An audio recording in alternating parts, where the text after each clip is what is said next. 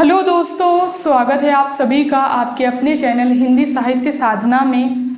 हम लोग हिंदी कहानी यूनिट 7 की कहानियों को पढ़ रहे हैं, जिसमें हम लोग प्रत्येक कहानी को लाइन बाय लाइन पढ़ेंगे, जिससे इसके एक भी पात्र और इम्पोर्टेंट पॉइंट जो है वो ना छूटे। तो आप लोग कॉपी और पेन लेकर के बैठिएगा, जिससे इसके इम्पोर्टेंट पॉइंट को नोट करते हुए चलें। तो चलिए क्लास को स्टार्ट करते हैं। आज की कहानी है दुलाई वाली। दुलाई वाली कहानी का प्रकाशन 1907 ईस्वी में हुआ था और सरस्वती पत्रिका में हुआ था। इसकी रचनाकार है बंग महिला। इनका पूरा नाम है राजेंद्र बाला घोष।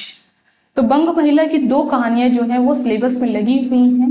एक है चंद्रदेव से मेरी बातें और दूसरी है दुलाई वाली। और दोनों ही कहानियों का प्रकाशन जो है वो सरस्वती पत्रिका में हुआ था। तो ये चीज आप लोग याद रखेंगे। दुलाई वाली कहानी जो है इसको राय कृष्णदास जो है वो पहली कहानी मानते हैं। इसको पहली कहानी मानते हैं। जिस प्रकार से चंद्रदेव से मेरी बातें कहानी को भवदेव पांडे जो है ये पहली कहानी मानते हैं चंद्रदेव से मेरी बातें कहानी को, उसी प्रकार से दुलाई वाली कहानी को राय कृष्णदास जो है वो पहली कहानी मानते हैं।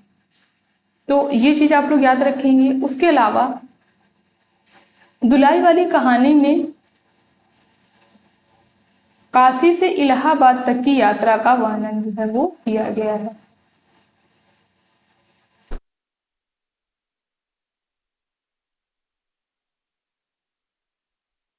इलाहाबाद तक की यात्रा का वर्णन किया गया है। यह कहा जाए कि कहानी का प्रारंभ जो है वो काशी से होता है और अंत इलाहाबाद से होता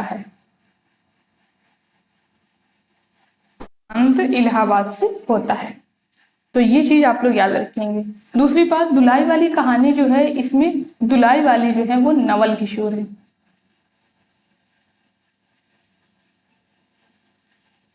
ये पूछा जा सकता है कि दुलाई वाली कहानी में दुलाई ओढ़े जो महिला थी वो कौन था, तो वो नवल किशोर थे। और दुलाई जो है, दुलाई क्या होती है ये पूछा जा सकता है पेपर में। तो दुलाई आप लोग याद रखेंगे कि दुलाई जो होती है एक प्रकार की चुनरी होती है या चादर होती है, जिसको घूंघट के रूप में महिलाएं प्रयोग करती हैं या करती थी पहले। तो ये होती है दुलाई। उसके अलावा जो इसके इंपॉर्टेंट पॉइंट है उसको मैंने पहले से हाईलाइट कर दिया है।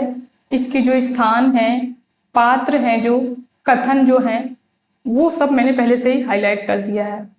तो हम लोग फटाफट इस कहानी को पढ़ना स्टार्ट करते हैं। काशी जी के दशाश्वमेध घाट पर स्नान करके एक मनुष्य बड़ी व्यग्रता के साथ गोदौलिया की तरफ आ रहा था। एक हाथ में मैली सी तौलिया में लपेटी हुई भीगी धोती और दूसरे में सूरती की गोलियों की कई डिब्बियां और सुंघनी की एक पुड़िया थी। तो इसमें जो मनुष्य है ये वंशीधर। तो सबसे पहला पात्र जो कहानी में आया वो है वंशीधर। दूसरी बात, इसमें इसके हाथ में क्या क्या चीजें थी ये पेपर में प्रश्न पूछा जा सकता है। तो तौलिया में लपेटी हुई भीगी धोती, सूरती की गोलियों की कई डिब्बियां और सुंघनी की एक पुड़िया। तो ये तीन चीजें जो है इसके हाथ में होती है। उस समय दिन के 11 बज रहे थे। गोदौलिया की बाईं तरफ जो गली है उसके भीतर और गली में दूसरी थोड़ी दूर पर एक टूटे से पुराने मकान में वह जा घुसा। मकान के पहले खंड में बहुत अंधेरा था, पर ऊपर की जगह मनुष्य के वासोपयोगी थी मतलब रहने योग्य थी। नवागत मनुष्य धड़धड़ाता हुआ ऊपर चढ़ गया। वहां पर एक कोठरी में उसने हाथ की चीजें रख दी और सीता सीता कहकर पुकारने लगा। तो दूसरा पात्र जो कहानी में आया है वो है सीता। सीता जो है ये वंशीधर की पत्नी जानकी देवी की बहन है। तो संबंध भी आप लोग याद रखेंगे। क्या है, कहती हुई एक 10 वर्ष की बालिका। इसकी उम्र पेपर में पूछी जा चुकी है, तो उम्र याद रखेंगे आप लोग, 10 वर्ष है इसकी उम्र। क्या है, कहती हुई 10 वर्ष की बालिका आ खड़ी हुई। तब उस पुरुष ने कहा, सीता जरा अपनी बहन को बुला ला। अच्छा कहकर सीता गई और कुछ देर में एक नवीना स्त्री आकर उपस्थित हुई। उसे देखते ही पुरुष ने कहा, लो, हम लोगों को तो आज ही जाना होगा। और ये नवीना स्त्री है जानकी देवी।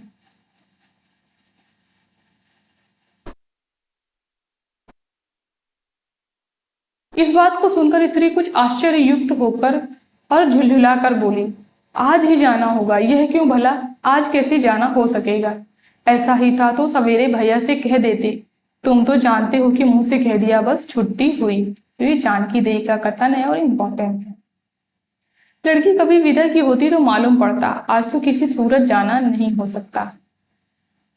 तुम आज कहती हो, हमें तो अभी जाना है। बात यह है कि आज ही नवल किशोर कलकत्ते से आ रहे हैं, आगरे से अपनी बहू को भी साथ ला रहे हैं। तो नवल किशोर कहाँ से आ रहे थे? कलकत्ता से आ रहे थे और उनकी अपनी बहू को आगरे से ला रहे थे। तो कलकत्ता और आगरा ये भी दो स्थान जो हैं वो आए हैं। सो उन्होंने हमें आज ही जाने के लिए इसरार किया है, यानी कहा है। हम सब लोग मुगल सराय से इलाहाबाद साथ चलेंगे।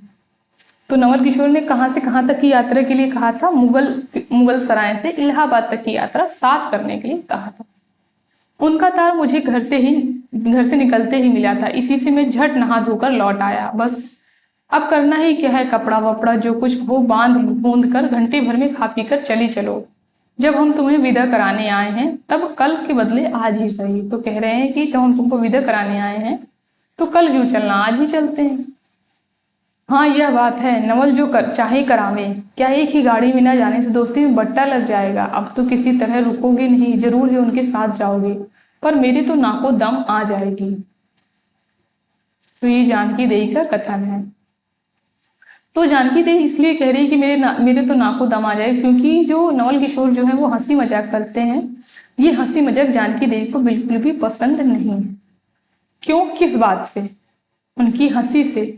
और किससे? हंसी ठट्ठा भी राह में अच्छी लगती है, उनकी हंसी मुझे नहीं भाती। एक रोज मैं चौकी में बैठी पूड़ियां काट रही थी, यानी पूड़ियां निकाल रही थी कि इतने में ना जाने कहाँ से आकर नवल चिल्लाने लगे, ए बुआ देखो तुम्हारी बहू पूड़ियां खा रही है। मैं तो मारे शर्म के मर गई। हाँ भाभी जी ने बात उड़ा दी सही। वे बोली, खाने पहनने के लिए ही तो आई ही है। पर मुझे उनकी हंसी बहुत बुरी लगी थी। तो ये जो कथन है ये नवल किशोर का है। ये सभी पात्रों के कथन जो है वो भी अलग अलग करके पूछे जाते हैं। तो जानकी देवी की कथन है, हो सकता है पूछ लिए जाए जानकी देवी के, तो आप लोग इनको याद रखेंगे। बस इसी से तुम उनके साथ नहीं जाना चाहती? अच्छा चलो, मैं नवल से कह दूंगा कि ये बेचारी कभी रोटी तक तो खाती नहीं, पूरियां क्यों खाने लगी। इतना कहकर बंसीधर कोठरी से बाहर चले आए और बोले, मैं तुम्हारे भैया के पास जाता हूँ, तुम रो रुलाकर तैयार हो जाना। इतना सुनते ही जानकी देवी की आंखें भर आई और आषाढ़ सावन की ऐसी झड़ी लग गई। बंशीधर इलाहाबाद के रहने वाले हैं, बनारस में ससुराल है। स्त्री को विदा कराने आए हैं। ससुराल में एक साले साली और सास के सिवा कोई नहीं है। तो वंशीधर कहाँ के रहने वाले हैं? इलाहाबाद के रहने वाले हैं और इनकी ससुराल जो है वो बनारस में है। नवल किशोर इनके दूर के नाते में ममेरे भाई हैं। तो नवल किशोर और वंशीधर में क्या संबंध है? नवल किशोर वंशीधर के ममेरे भाई हैं, यानी इनके मामा के लड़के हैं। पर दोनों में मित्रता का ख्याल अधिक है, दोनों में गहरी मित्रता है, दोनों एक जान दो कालिब हैं। उसी दिन वंशीधर का जाना स्थिर हो गया। सीता बहन के संग जाने के लिए रोने लगी। माँ रोती धोती लड़की की विदा की सामग्री इकट्ठा करने लगी। जानकी देवी रोती रोती तैयार होने लगी और कोई चीज भूलने पर धीमी आवाज में माँ से कह देती है, माँ को याद दिलाती गई। 1 बजने पर स्टेशन जाने का समय आया। अब गाड़ी या इक्का लाने कौन जाए?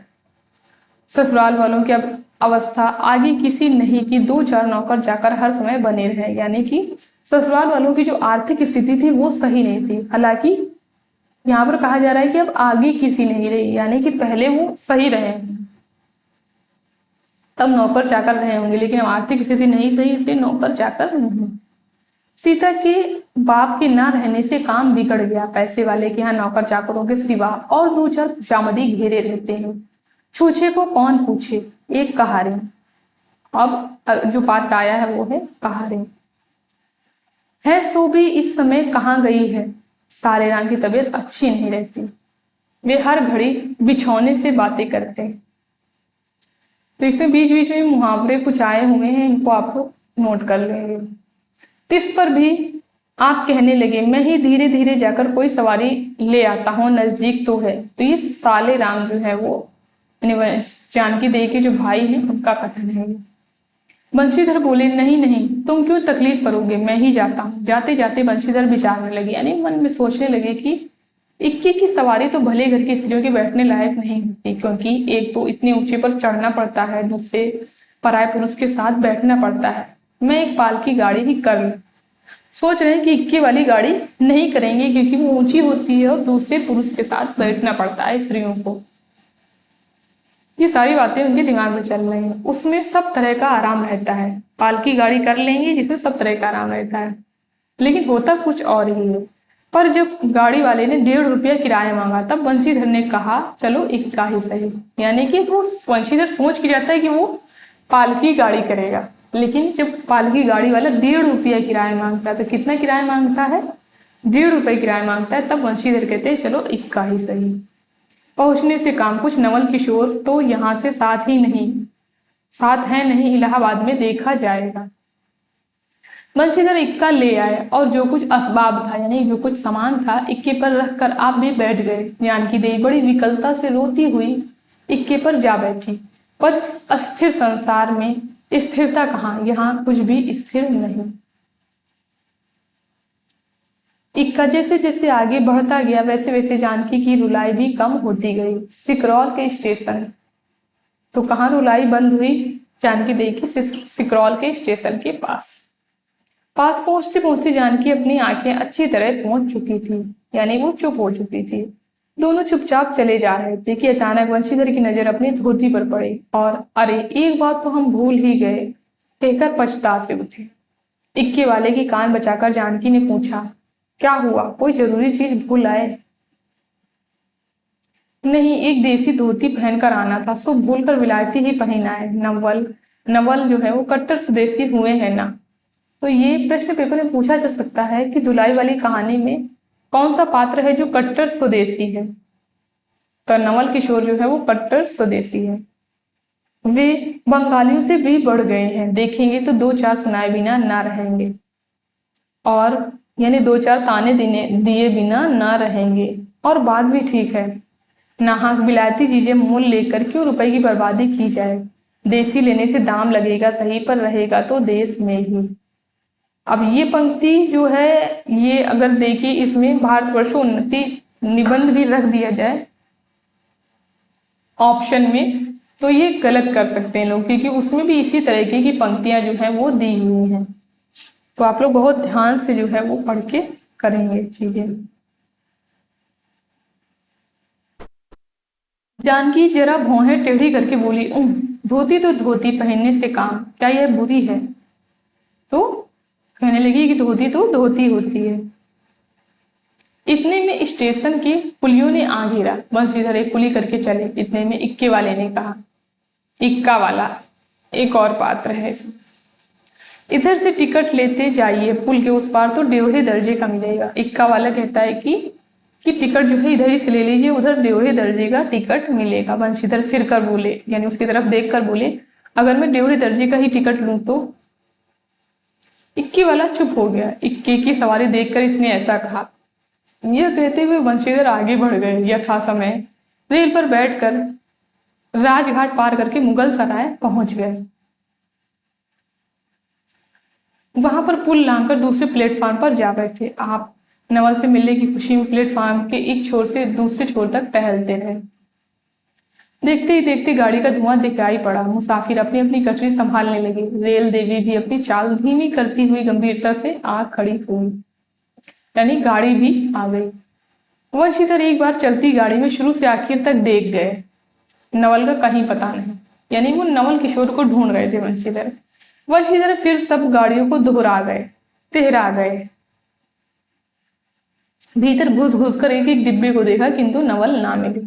तो वंशीधर जो है पहले ऐसे ही स्टेशन में प्लेटफॉर्म पे घूम घूम के देख रहे थे, नवल कहीं पे भी नहीं दिखे। फिर जब गाड़ी आ गई तो गाड़ी को भी वो शुरू से आखिरी तक देख गए, दूसरी बात 2 बार देख चुके, फिर 3 बार जो है वो गाड़ी को आगे से पीछे पूरी देख चुके, डिब्बी के अंदर घुस घुस के फिर भी देखा, लेकिन नवल कहीं नहीं दिखे। अंत को आप खिजला उठे, यानी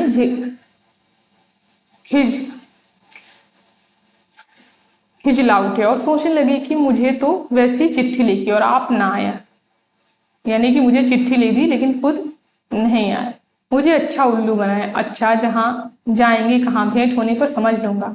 सबसे अधिक सोच तो इस बात का था कि जानकी सुनेगी तो ताने पर ताना मारेगी, पर अब सोचने का समय नहीं। रेल की बात ठहरी, बंशीधर झट गए और जानकी को लाकर जनाना गाड़ी में बिठाया। वह पूछने लगी, नवल की बहू कहाँ है?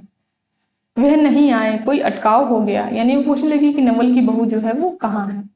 कहकर आप बगल वाले कमरे में जा बैठे। टिकट तो ड्योढ़े का था, पर ड्योढ़े दर्जे का कमरा कलकत्ता से आने वाले मुसाफिरों से भरा था। तो नवल किशोर ने वंशीधर ने टिकट किसका लिया था? तो ड्योढ़े दर्जी का टिकट लिया था, लेकिन ड्योढ़े दर्जी का जो कमरा था वो कलकत्ता से आने वाले मुसाफिरों से भरा था, इसलिए तीसरे दर्जे में वंशीधर को बैठना पड़ा। जिस गाड़ी में वंशीधर बैठे थे सब कमरे में मिलाकर उसके सब कमरे में मिलाकर 10-12 ही स्त्री पुरुष थे। समय पर गाड़ी छूटी। नवल की बातें और ना जाने क्या अगड़ बगड़ सोचते सोचते कई स्टेशन पार करके मिर्जापुर पहुंची। यहाँ पर वंशीधर को भूख लगती है और वो भोजन करते हैं। मिर्जापुर में पेट राम की शिकायत हुई। उसने सुझाया कि इलाहाबाद पहुंचने में भी देरी है, चलने की झंझट में अच्छी तरह उसकी पूजा किए बिना ही वंशीधर ने बनारस छोड़ दिया। इसलिए आप झट प्लेटफॉर्म पर उतरे और पानी के बम्बे से हाथ मुंह धोकर एक खोचे वाले से थोड़ी सी ताजी पूड़ियां और मिठाई लेकर निराले में बैठकर उनको ठिकाने पहुंचाया।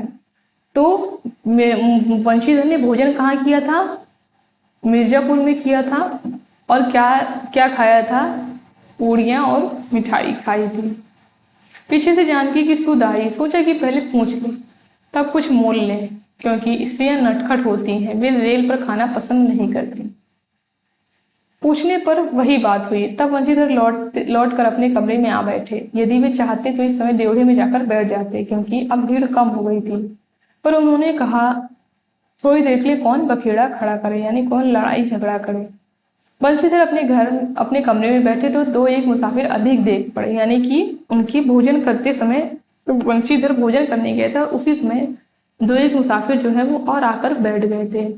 आगे वाले में से एक उतर भी गया था। जो लोग थे सब तीसरे दर्जे के योग्य जान पड़ते थे। अधिक सब भी कोई थे तो वंशीधर ही थे। उनके कमरे के पास वाले कमरे में एक भले घर की स्त्री बैठी थी। तो ये भले घर की स्त्री कौन है? ये नवल किशोर की बहू है।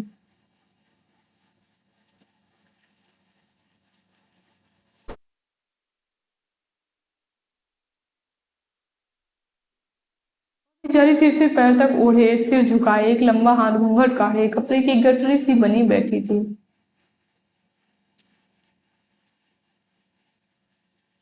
तो ये वर्णन जो है ये नवल किशोर की बहू का किया गया है कहानी में। वंशीधर ने सोचा इनके संग वाले भद्र पुरुष के आने पर उनके साथ बातचीत करके समय बितावेंगे। 1-2 करके तीसरी घंटी बजी। तब वह स्त्री कुछ अचकचा कर थोड़ा सा मुंह खोले जंगले के बाहर देखने लगी। ज्यों ही गाड़ी छूटी वह मानो कांप उठी। रेल का देना लेना तो हो गया था। अब उसको किसी की क्या परवाह। वह अपनी स्वाभाविक गति से चलने लगी। प्लेटफॉर्म पर भीड़ भी ना थी, केवल 2-4 आदमी रेल की अंतिम विदाई तक खड़े थे। जब तक स्टेशन दिखाई दिया तब तक वह बेचारी बाहर ही देखती रही, फिर अस्पष्ट स्वर से रोने लगी। यानी जब रेल चलने लगी तो वो रोने लगी।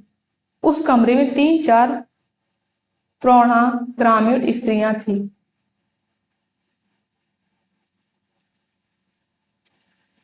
तो इस कहानी में जो अनपढ़ अशिक्षित महिला है उनकी भोजपुरी में बातचीत को भी दर्शाया गया है, वो यही है। एक जो उसके पास ही थी कहने लगी, अरे इनकर मनई तो ना ही आई लेन, हो देखो रोवल करथई।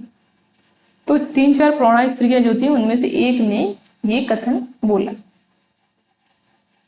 ये इंपॉर्टेंट कथन। दूसरी कहने लगी, अरे दूसर गाड़ी में बैठा हुई है, यानी दूसरी गाड़ी में बैठा होगा पहली। दूर बो रही ई जनानी गाड़ी थेड़े है, दूसरी, तऊ हो भलू तो कहू, कहकर दूसरी भद्र महिला से पूछने लगी, कौन गाँव उतरबू बेटा, मिर्जेपुरा चढ़ी हऊ ना। इसके जवाब में उसने जो कहा वह न सुन सकी। तब पहली बोली, हट हम पूछ लेना, हम कहा उतरबू हो आए इलाहाबाद। दूसरी, इलाहाबाद कौन गांव हुई, भव गवैया। पहली, अरे नाही जान लू प्रयाग जी, जहां मनई मकर नहाए जाला।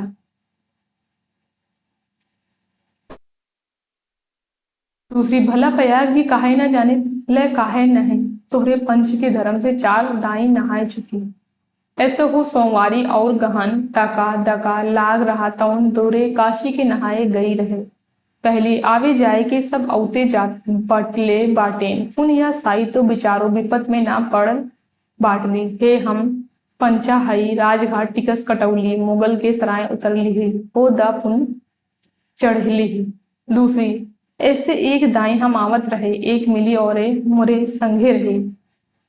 दकौने टिसनिया पर उकर मलिकवा उतरे की जुरतहिया गाड़ी खुली। अब भैया उगरा फाड़ फाड़ नरियाए, ए साहब गड़िया खड़ी कर, ए साहेब गड़िया तनी खड़ी कर। भला गड़िया तनी दहीनाती काहे के खड़ी होए। ये इंपॉर्टेंट कथन है। पहली, वो मेहरुआ बड़ी उजबक रहेला, भला केहू की चिल्लाए से रेलियो कहूँ खड़ी होला। इसकी बात पर कुल कमरे वाले सब जो थे वो हंस पड़े। इनकी बातें सुन करके सब हंस पड़े। अब जितने भी स्त्री पुरुष थे एक से एक अनोखी बातें कहकर अपने तजुर्बे बयान करने लगे। यानी कि सब स्त्री पुरुष जो थे वो अपने अपने अनुभव जो है वहां पर बयान करने लगे, यानी रखने लगे। बीच बीच में उस अकेली अबला की स्थिति पर भी दुख प्रकट करती जाती थी। तीसरी स्त्री बोली, टिकसिया पल्ले बाय का नाही, हे साहेबुआ सुनी तो कलकत्ते ताई ले मसूलिया ले, अरे इहो तो नाही कि दूर से आवत रह लेना, परागत के बदे उतर लेना। चौथी, हम तो इनके संगे के आदमी को देखबो ना केहू होइया, यानी वो कह रही कि चौथी बोली कि हमने तो इनके साथ के आदमी को देखा ही नहीं। तीसरी, हम देखे रही लो मजेब टोपी दिहले रहले इनको, तो यानी तीसरी जो है वो कह रही कि हमने देखा था कि वो टोपी लगाए हुए था। तो 4 जो थी वो प्रौढ़ा स्त्रियों की भोजपुरी मिश्रित भाषा में बातचीत को इन पंक्तियों में दर्शाया गया है। इस तरह उनकी 20 सिर पैर की बातें सुनकर वंशीधर ऊब उठे। तब वे उन स्त्रियों से कहने लगे, तुम तो नाहक उन्हें और भी डरा रही हो, यानी वो जो स्त्री थी उसको और भी डरा रही हो। जरूर इलाहाबाद तार गया होगा और दूसरी गाड़ी से वे भी पहुंच जाएंगे। मैं भी इलाहाबाद ही जा रहा हूँ, मेरे संग भी स्त्रियां हैं। ऐसा ही है तो दूसरी गाड़ी के आने तक मैं स्टेशन पर ही ठहरा रहूंगा। कह रही कि तुम लोग जो इस तरह की बातें करके उनको और क्यों डरा रही हो सकता है कि वो दूसरी गाड़ी से आ रहा हो, इनका जो आदमी है वो दूसरी गाड़ी से आ रहा हो। मैं भी इलाहाबाद जाऊंगा तो कि मैं इनके साथ स्टेशन पर ठहरा रहूंगा जब तक उनका पुरुष जो है वो नहीं आ जाता। तुम लोगों में से यदि कोई प्रयाग उतरे तो थोड़ी देर में स्टेशन पर ही ठहर जाना, इनको अकेला छोड़ देना उचित नहीं। यदि पता मालूम हो जाएगा तो मैं इनके ठहरने के स्थान पर भी इनको पहुंचा दूंगा। ऐसा नवल किशोर वंशीधर ने कहा। वंशीधर की इन बातों से उन स्त्रियों की बाल धारा दूसरी ओर बह चली। हाँ, यह बात तो आप भली कही, ना ही भैया हम पंचे काही कि केहू से कुछ कही, अरे एक के एक करत बना बाए तो दुनिया कैसे चलत बाए इत्यादि। यानी वो स्त्रियां ऐसे कहने लगी। ज्ञान गाथा होने लगी। कोई कोई तो उस बेचारी को सहारा मिलते देख खुश हुए और कोई कोई नाराज भी हुए। क्यों सो मैं नहीं बतला सकती।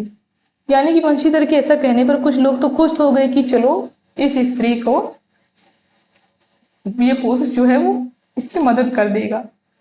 उसको सहारा मिलते देख के कुछ लोग खुश हो गए, लेकिन कुछ लोग जो है वो नाराज हो गए। सो किस तरह के क्यों नाराज हुए ये मैं नहीं बतला सकती, ये लेखिका कह रही हूँ। उस गाड़ी में जितने मनुष्य थे सभी ने इस विषय में कुछ ना कुछ कह डाला। पिछले कमरे में केवल एक स्त्री थी जो फ्रांसीसी छीट की दुलाई ओढ़े अकेली बैठी थी, कुछ नहीं बोली। तो ये थे फ्रांसीसी छीट की दुलाई ओढ़े जो थे ये थे नवल किशोर। और ये दुलाई कैसी थी? फ्रांसीसी छीट की थी। कभी कभी घूंघट के भीतर से एक आंख निकालकर वंशीधर की ओर ताक देती और सामना हो जाने पर फिर से मुंह फेर लेती। वंशीधर सोचने लगी कि यह बात क्या है, देखने में तो यह भले घर की मालूम होती है पर आचरण इसका अच्छा नहीं है।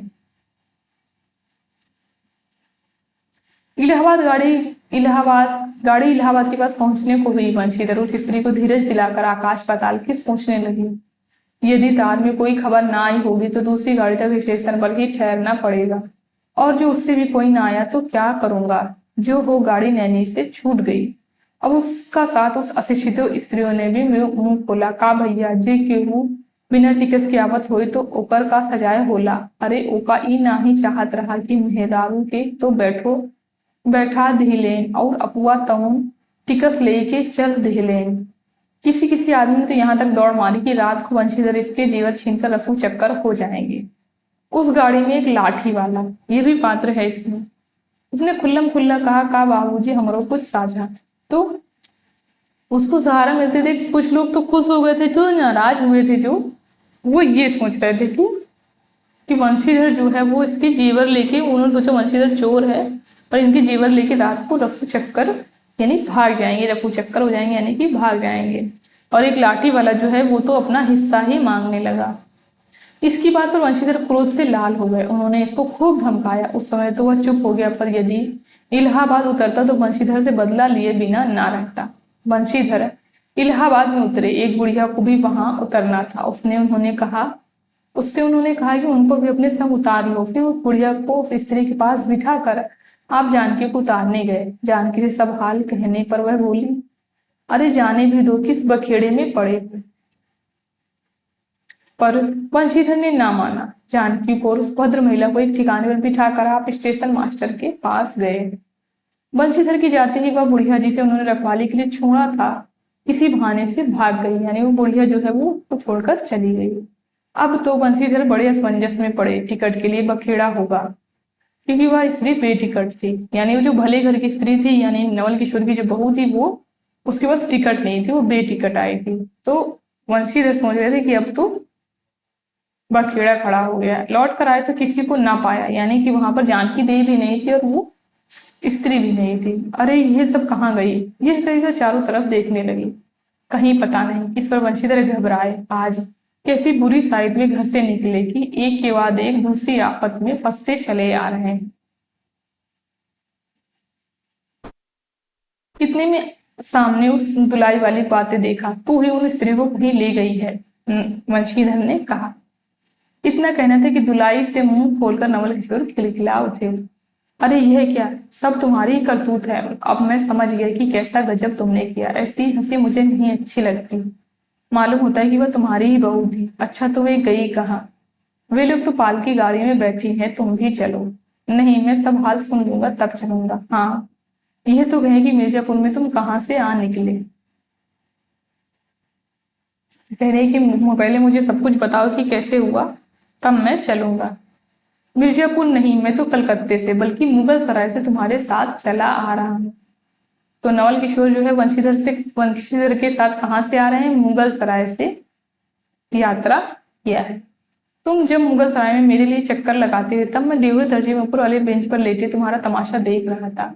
फिर मिर्जापुर में जब तुम पेट के धंधे में लगे थे मैं तुम्हारे पास से निकल गया, पर तुमने ना देखा।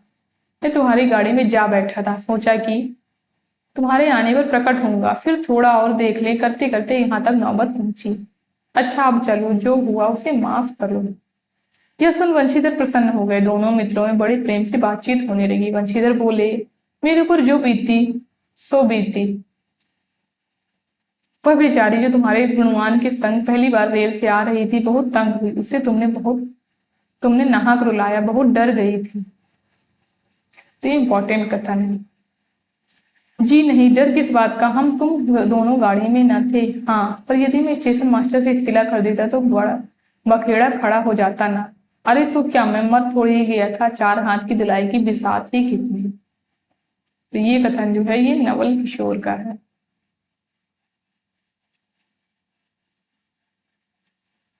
इसी तरह बातचीत करते करते दोनों गाड़ी के पास आए तो देखा दोनों मित्र बंधुओं में खूब हंसी हो रही है। जानकी कह रही थी, अरे तुम क्या जानो, इन लोगों की हंसी ऐसी ही होती है। हंसी में किसी के प्राण भी निकल जाए तो भी इन्हें दया ना आवे।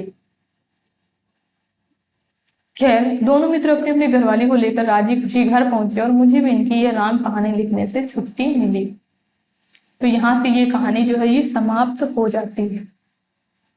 इस कहानी में आप लोग इसके पात्रों को याद रखेंगे। इसके पात्र हैं नवल किशोर, वंशीधर, सीता, जानकी देई, भले घर की स्त्री जो कि नवल किशोर की बहू है, कहारिन, इक्के वाला और लाठी वाला।